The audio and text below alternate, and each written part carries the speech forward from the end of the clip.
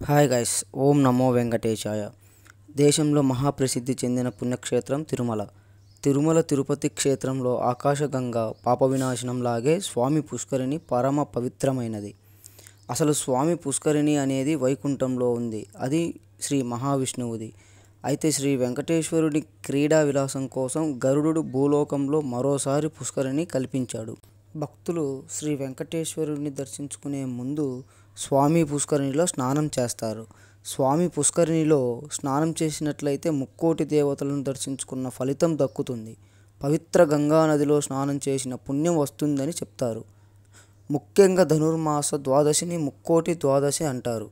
ఆ వేళ గనుక స్వామి పుష్కరిణిలో స్నానం చేస్తే అంతకు మించిన పుణ్యం లేదు అంటారు. స్వామి పుష్కరిణికి నైరుతి వైపున శ్రీవారి ఆలయం ఉంది. వాయువ్యం దిక్కున వరాహస్వామి ఆలయం ఉంది.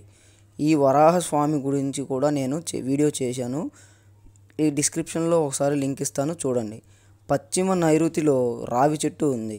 స్వామి పుష్కరిణిని దర్శించుకున్న మాత్రాన మనసుకు ప్రశాంతత చిక్కుతుందని నమ్ముతారు భక్తులు. స్వామి పుష్కరిణిలో 9 తీర్థాలు వచ్చి కలుస్తాయి. పూర్వం శ్రీ వెంకటేశ్వర స్వామికి అభిషేకం చేసిన పుణ్య జలాలు కూడా వచ్చి స్వామి పుష్కరిణిలో కలిసేవని చెప్తారు. భక్తుల రద్దీ ఎక్కువైన తరువాత స్వామివారికి అభిషేకించిన జలాన్ని మరోవైపు మళ్లించడంతో స్వామి పుష్కరిణిలో వెళ్ళి చేరడం ఆగింది.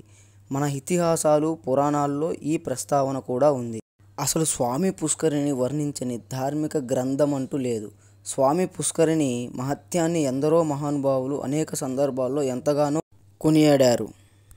బ్రిటిష్ పాలనలో ఈస్ట్ ఇండియా కంపెనీ ప్రభావంతో స్వామి పుష్కరిణి అని నమోదు చేశారు. నిజానికి అంతకుముందు స్వామి పుష్కరిణి అని కాకుండా చంద్ర పుష్కరిణి అని వ్యవహరించేవారు. పురాణాలు, ప్రాచీన గ్రంథాల్లో చంద్ర పుష్కరిణి అనే ప్రయోగమే కనిపిస్తుంది. ఇప్పటికీ కొందరు చంద్ర పుష్కరిణి అని అంటుంటే మనం వింటూనే ఉంటాం. అయితే అప్పట్లో 1935లో తాళ్లపాక అన్నమాచార్యుల పుత్రులు పెద్ద తిరుమలాచార్యుల స్వామి పుష్కరిణి మెట్లు కట్టించాడు. అంతేకాదు కోనేటి చుట్టూ అరలు కూడా నిర్మించాడు. స్వామివారి బ్రహ్మోత్సవాల సమయాల్లో స్వామి పుష్కరిణిలో మరింత ఉత్సవ సంబరాలు కనిపిస్తాయి. అలాంటి సమయాల్లో భక్తుల రద్దీకి అంతు ఉండదు. Thank you for watching guys. Bye bye.